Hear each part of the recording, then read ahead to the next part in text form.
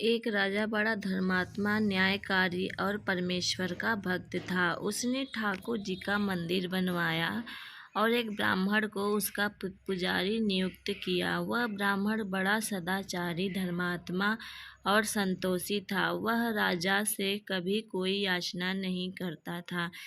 राजा भी उसके स्वभाव पर बहुत प्रसन्न था। उसे राजा के मंदिर में पूजा करते हुए 20 वर्ष गुजर गए। उसने कभी भी राजा से किसी प्रकार का कोई प्रश्न नहीं किया। राजा के यहाँ एक लड़का पैदा हुआ। राजा ने उसे पढ़ा लिखा कर विद्वान बनाया और बड़ा होने पर उसकी शादी एक सुंदर राजकन्या के साथ करा दी।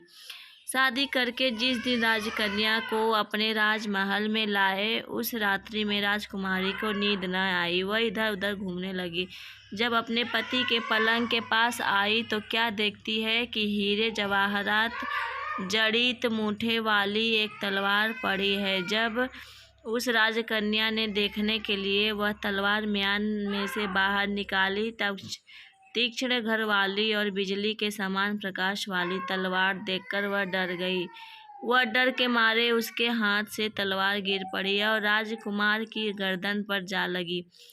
राजकुमार का सिर कट गया और वह मर गया। राजकन्या पति के मरने का बहुत शोक करने लगी। उसने परमेश्वर से प्रार्थना की कि हे प्रभु, मुझसे अचानक यह पाप कैसे हो गया। पति की मृत्यु मेरे ही हाथों हो गई। आप तो जानते ही हैं, परंतु सभा में मैं सत्य न कहूँगी, क्योंकि इससे मेरे माता पिता और सास ससुर को कलंक लगेगा तथा इस बात पर कोई विश्वास भी न करेगा। प्रातः काल में जब पुजारी कुएं पर स्नान करने आया तो राजकन्या ने उसको देखकर विलाप करना शुरू किया और इस प्रकार कहने लगी, मेरे पति को कोई मार गया।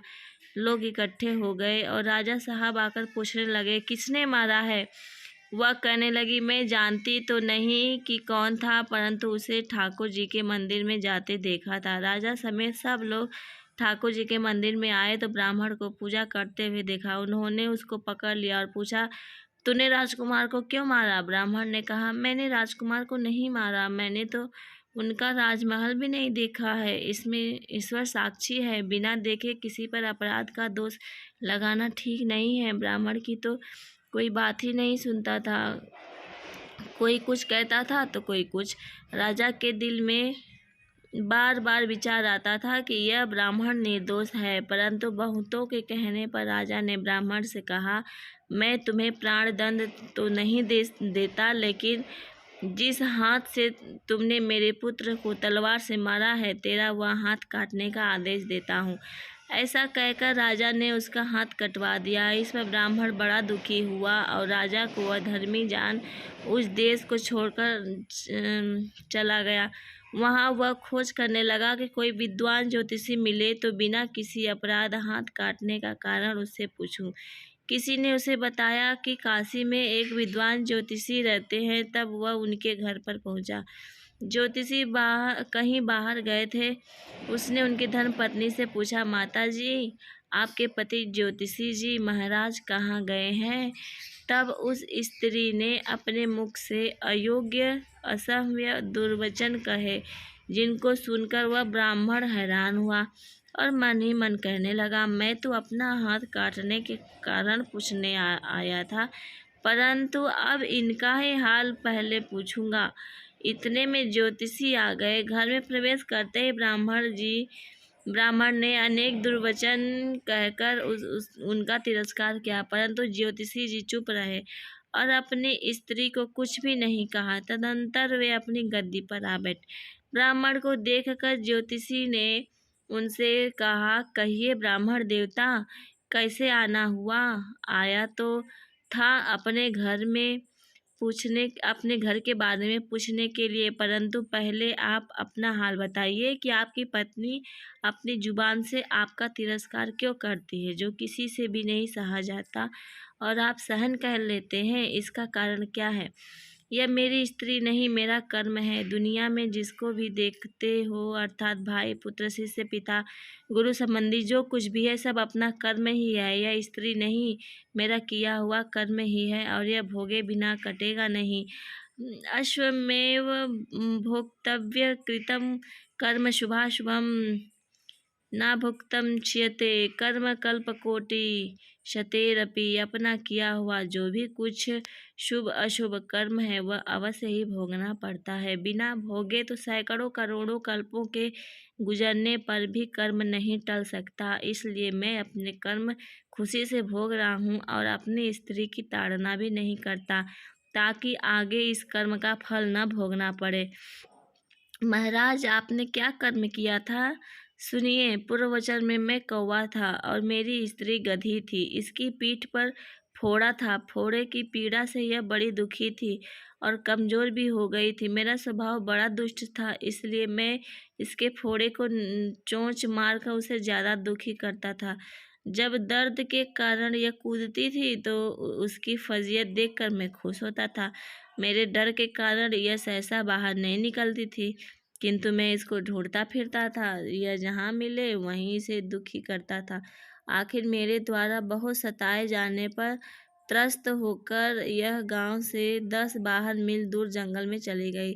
वहां गंगा जी के किनारे सघन वन में हरा हरा घास खाकर और मेरी चोटी से बचकर सुखपूर्वक रहने लगी चोटों से बचकर सुखपूर्वक रहने लगी। लेकिन मैं इसके बिना नहीं रह सकता था। इसको ढूंढते ढूंढते मैं उसी वन में जा पहुंचा और वहां इसे देखते ही मैं उसकी पीठ पर जोर से चोंच मारी तो मेरी चोट से उसकी हड्डी चुभ गई।